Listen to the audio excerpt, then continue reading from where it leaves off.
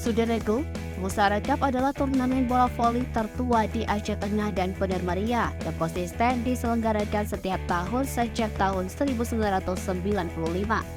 Tahun 2023 adalah tahun ke-28 penyelenggaraan turnamen seni open tersebut.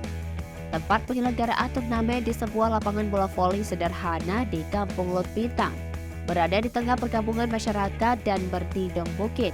Penonton menyaksikan pertandingan itu sambil bersorak-sorai dari bukit tanpa tenda.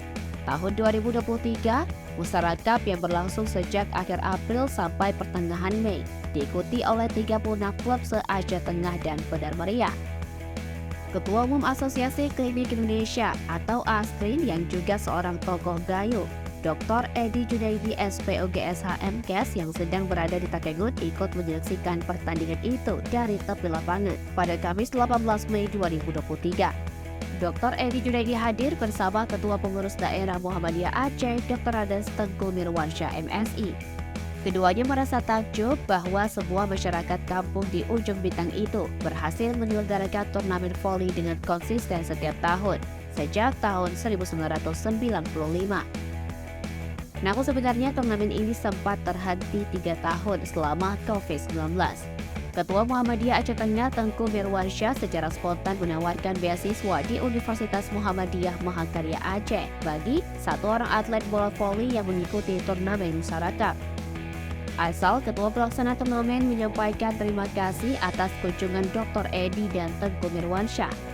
Kegiatan ini diselenggarakan dalam rangka memperingati HUT Musara ke-31 tahun dan Idul Fitri.